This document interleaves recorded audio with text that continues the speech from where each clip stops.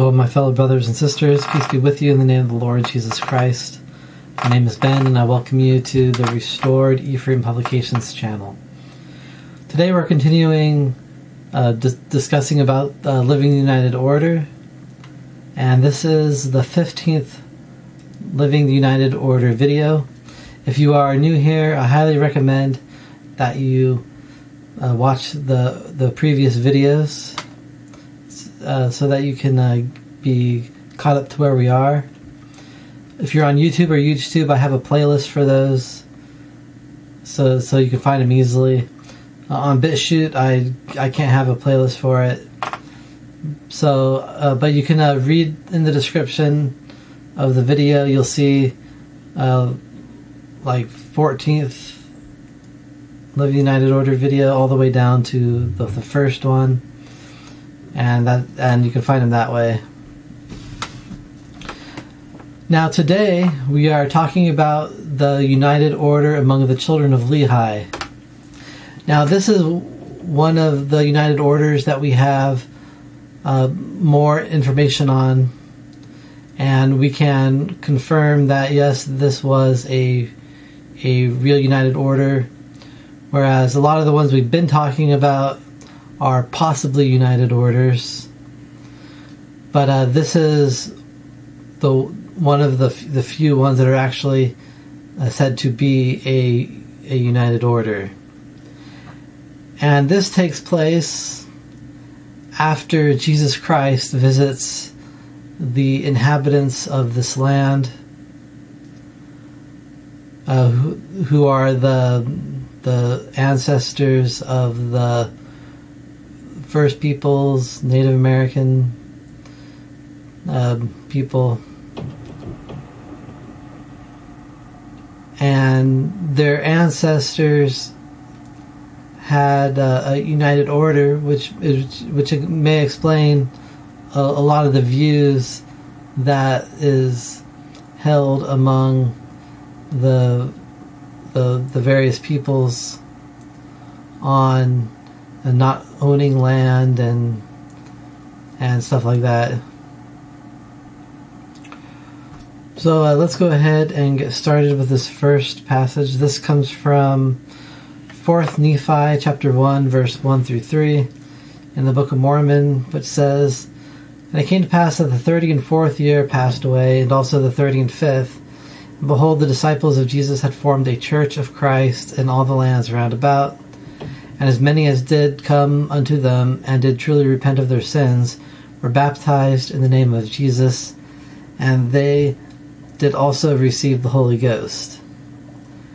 And it came to pass in the 36th year, the people were all converted unto the Lord upon all the face of the land, both Nephites and Lamanites, and there were no contentions and disputations among them, and every man did deal justly one with another.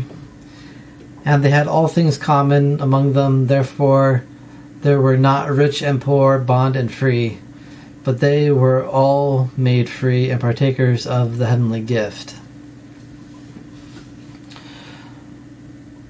So, for the first 2 years after Jesus Christ visited the people, the disciples that Jesus Christ had chosen,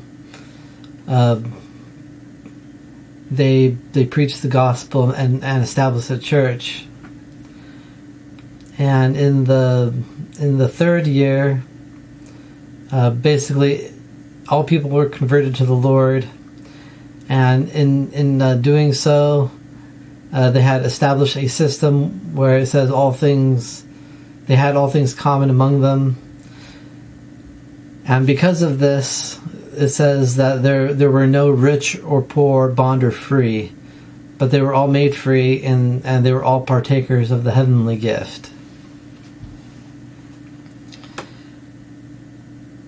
And again, as we've been talking about, all of this is showing us what we need to do. I've always been a little confused because the book of 4th Nephi covers a large period of history, but it's very short, and it doesn't go into detail about the United Order.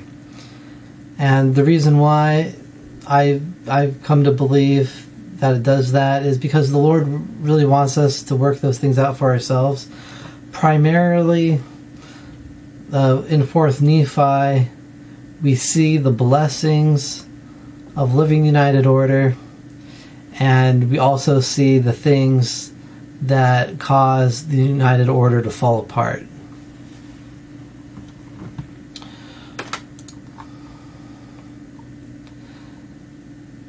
And here are the blessings. This is 4th Nephi chapter 1 verse 15 through 18 in the Book of Mormon. It says, "And it came to pass that there was no contention in the land because of the love of God which did dwell in the hearts of the people. And there were no envyings, nor strifes, nor tumults, nor whoredoms, nor lyings, nor murders, nor any manner of lasciviousness.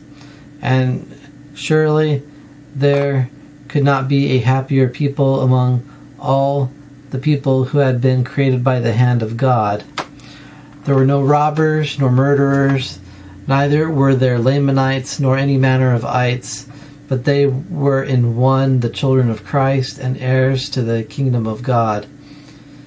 And how blessed were they! For the Lord did bless them in all their doings, yea, even they were blessed and prospered until 110 years had passed away, and the first generation from Christ had passed away, and there was no contention in all the land." So those are the blessings. They had no envyings or strifes or tumults or whoredoms or lyings or murders or any form of sin. And they were there was no robbers or murderers, or there was no groups of people separate, but they all consider themselves one as the children of Christ and heirs to the kingdom of God. And because of this, it says that they were blessed, and they were blessed so much that they lasted for several generations. And after 110 years, there were still no contention in all the land. And so I believe the Lord is telling us this because He's trying to inspire us what our society can be like if we choose to live the principles of the Lord in the United Order. What we see from 1st Nephi is that as they were building the church, they were also building a united order. And these two systems, they're both together and separate at the same time. They're together in that it's subject to the church, but it's separate in that the church is for all people seeking to receive the ordinances and follow the doctrine of Christ, whereas the United Order are those for those who are striving to follow the fullness of the laws of God and to follow a celestial law. And we'll talk more about that in future videos. But there's after 200 years of the United Order's creation among the children of Lehi, it began to become dissolved. And after 4th Nephi, that is where we see, and I believe the purpose of this is to show us the things that cause it to fall apart. This is from 4th Nephi chapter 1, verse 23 through 26. It says, "And now I, Mormon, would that ye should know that the people had multiplied insomuch that they were spread upon all the face of the land, and that they had become exceedingly rich because of their prosperity in Christ. And now in this 201st year there began to be among them those who were lifted up in pride, such as the wearing of costly apparel and all manner of fine pearls, and of the fine things of the world. And from that time forth they did have their goods and their substance no more common among them. And they began to be divided into classes, and they began to build up churches unto themselves to get gain, and began to deny the true church of Christ." And so from here, everything was going fine, but then they were blessed so much that they all became exceedingly rich. And because they started to become rich, they began to be prideful and full of vanity, and they began to wear costly apparel and jewelry, and to have all the fine things of the world. And when they did that, they decided that they should no longer have their goods and substance in common among them. And then after that, they began to be divided into classes, and they began to build up churches unto themselves for the purpose of making money. And they began to deny the true church of Christ.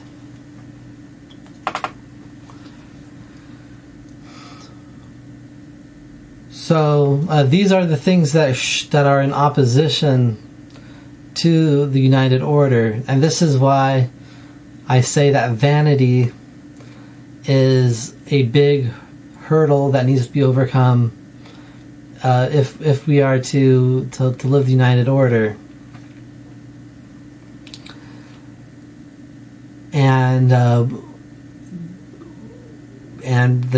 We like to divide ourselves into classes.